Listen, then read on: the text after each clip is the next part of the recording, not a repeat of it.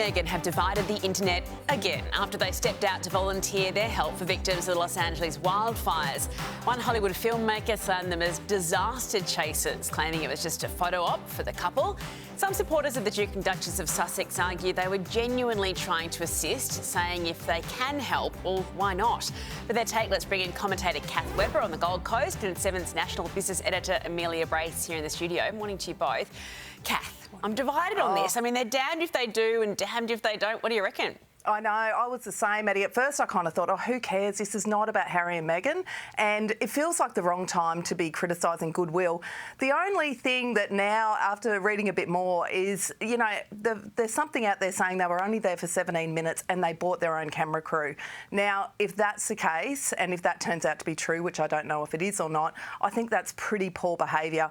And also, they aren't average punters. They know the media. They know how this could have gone. So I think maybe hindsight's a marvellous thing, but waiting for a couple of weeks, because LA will need like all the publicity it can get in coming weeks around stories and causes and GoFundMes. It just doesn't feel like the right time. And the takeout of this is the tweet of anger originated in LA. There is so much emotion and anger and frustration. You can't really blame people for just, you know, firing off a tweet, being cranky at them when they're going through what they're going through. Yeah, and Amelia, there's no shortage of stars in LA. We're not seeing all of them out and about. Obviously, a lot of them are, and they're just sort of doing it in private. Where do you stand on this? I think it is a damned if you do, damned if you don't. I've read online that they are being called disaster tourists. They're not tourists. They do live nearby, and Meghan, of course, is from LA. So if they want to get out and help, of course, they can. I am no huge fan of them personally, but maybe an anonymous donation might have been a better way to help if they didn't want the attention. Yeah, and some sort of focus on the fact that residents weren't allowed back into this particular area, but they were. So, yeah, I think the criticism will continue into another year.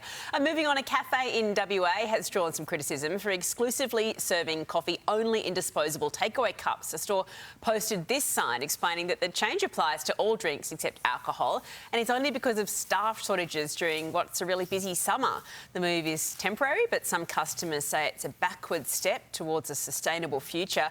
Kath, should the cafe rethink their position? It's pretty tough over summer, staff shortages. I'd say they probably will after the online outrage. Everyone's, you know, got all the outrage online this morning. So they probably, look, I feel a bit sorry for it. It's just a small business owner with 2 cafes who's copying this, and I'm sure there are many other places in Australia who does it. I think the owner just needed to talk to the media when they were asked to explain it's about serving. He's put the priority of coffee in a superb cup because, I don't know, there's something about ratio of milk or, you know, it's something I don't understand. But to ensure that customers keep coming back for what is great coffee. But look, that local area, it is going off, this story down there. So I think he lives there. He should probably have known that is this a good step? I don't know. Yeah, and what would we do without online outrage? We'd have nothing to talk about, Kath. I mean, it's pretty tricky for small business at the moment, Amelia. You work in this area all the time with business. So many of them are failing. We saw a record number last year. So whatever they can do to stay afloat and just kind of cope and be flexible in the situation, surely that's a good thing. Exactly, and it's hard to find staff for all small businesses at the moment, and washing those cups might not seem like a big deal, but it does take time. I think the best thing might have been to just do this, not put up a sign and just see if there was any genuine reaction, and then if someone asks for a real cup, make it for them, but on a whole, use the takeaway cups for the busy summer period and then go back to your usual practices. I think it kind of always comes down to communication with customers, isn't it? If you sort of put the message out there and make sure that people know about it, it's sometimes not such an issue.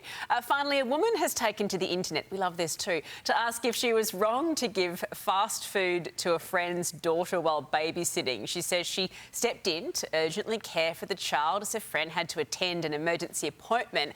When she returned, her friend's daughter revealed what she ate. The mum replied, "Oh, I don't like having fast food." So she'd given her KFC, Kath. Should you ask if takeaway food is okay when babysitting?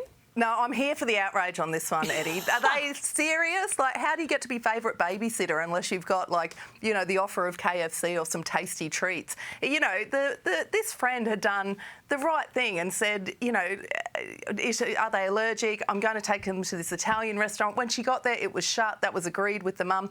So she had to think on her feet, and she went and paid and bought the, you know, kids KFC. Are you kidding me? Like, where's the gratitude? And thanks so much for minding the kids, and don't even mention question the fact they don't eat fast food because they obviously hoovered it up. I'm all there for this babysitter. Who would you want to go to? The babysitter with carrot sticks and hummus, or the babysitter who gives you KFC? Yeah, I'm there. And in an emergency situation too. I mean, that was the case here. Amelia, what would you do if you sent your son to a friend and they fed him KFC instead of, you know, the usual healthy stuff you might consider at home? I would say thank you for looking after my son and take him back with open arms. As long as he comes back happy with a full belly, I'm happy.